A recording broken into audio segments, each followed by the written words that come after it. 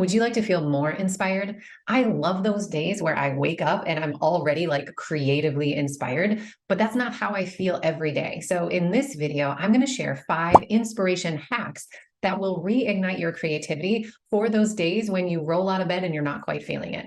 You'll probably think number 5 is crazy, but I guarantee you it works super well. I'm Michelle Baker, creatrix of Art as a Soul Language. I help creative women in midlife use art to receive messages from their soul, guiding them towards purpose and fulfillment. All right, let's be honest. Feeling inspired is the best. It's like a drug, right? I love it. I want more of it. I wish I could feel that way every day, but I don't. Sometimes I wake up and I feel pretty creatively blah, and that can go on for days and even weeks. So that's why I have developed these different inspiration hacks that will snap you out of that kind of blah state and get you back into creating. Something to note is that not all of these inspiration hacks are going to be directly related to art. Something that happens is we can put too much pressure on ourselves and on the art process. Oh, I've got to make more art. I haven't made art for this long. And so the relationship gets strained because we're putting too much pressure on it. So my first tip is actually not related to art at all. It's just to do something different. Shake things up in your life. Get your mind and your body out of the routine. Take it somewhere that's interesting and new for you. This could be as simple as going for a walk in nature, or visiting a new coffee shop, or calling somebody that you really love that you haven't spoken to for a while. So notice that none of those have anything to do with art, because it alleviates the pressure of like, oh my God, I need to make art right now. What we're actually trying to do is get you feeling inspired. And we can get inspired from so many other things. And then art is where we take that inspiration to have it flow out of us and come out onto the paper or the canvas. And I don't want your mind to skip over this one because it seems so simple, because it actually works so incredibly well. We really do get stuck in a rut. We get into a routine of our everyday life. And by taking yourself out of that routine and planting yourself into a new environment, like I just went to a coffee shop that I'd never been to before. It's right by the farmer's market. I've probably driven by it 100 times, but I finally went in, and just being in a new place, being around different people, I found myself journaling page after page after page, because it brings you into a new state where you're like outside the norm, and then you're more able to look in on yourself and see life and yourself from a new perspective.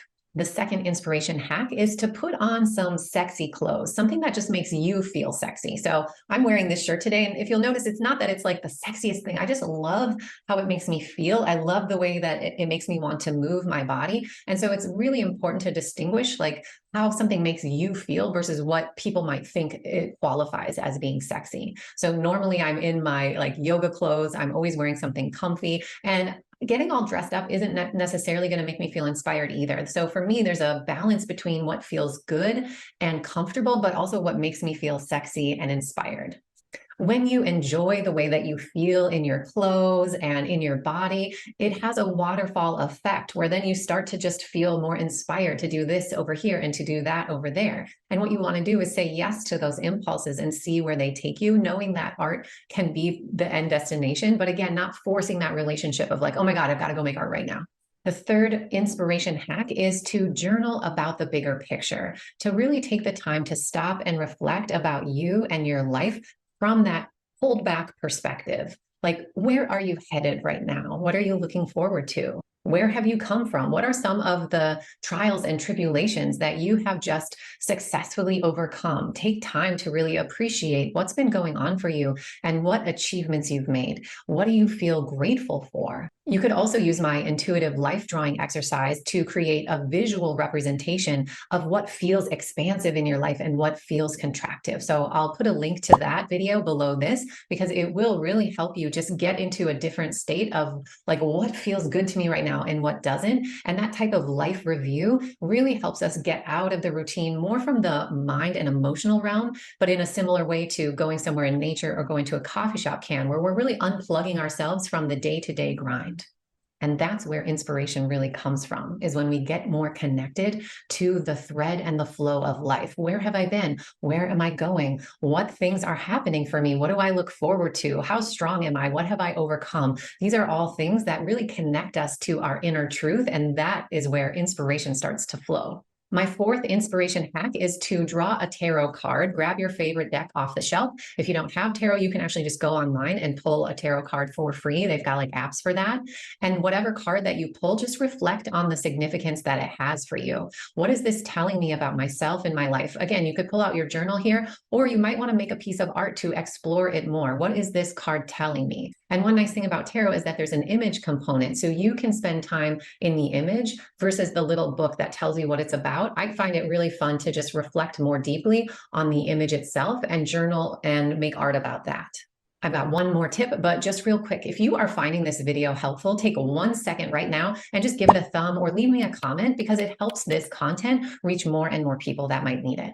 My fifth inspiration hack is for you to create something ugly. Yep, an ugly piece of art. It might sound crazy, but this actually works super well. So first of all, if you're going to do this, just use any basic materials that you have at your disposal. You don't need anything special, and you don't want it to be too big or too overwhelming. So a small piece of paper or a small canvas, and whatever materials just feel like easy and accessible to you. And you're literally going to make the ugliest thing you can. And this actually really, really helps bust through creative blocks, because usually why we feel blocked has something to do with a worry about how good it's going to be and what we're going to produce. But when the intention is to create something ugly, it really takes all of that off the table. And what's nice about this is not that you create a beautiful piece of art, although I've done this with many people. And sometimes when they sit down to create something ugly, they actually end up really liking what they make. So that could be a positive bonus.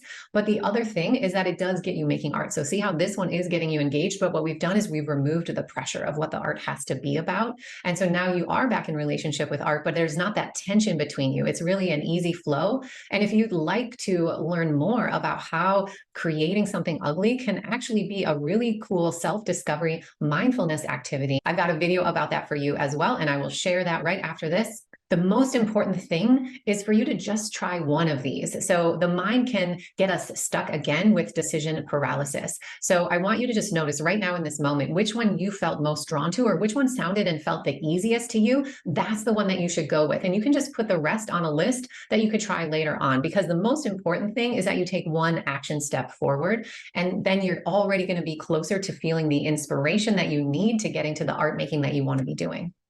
Thanks for watching, and here are links to the 2 different videos that I mentioned, so you can go check those out now.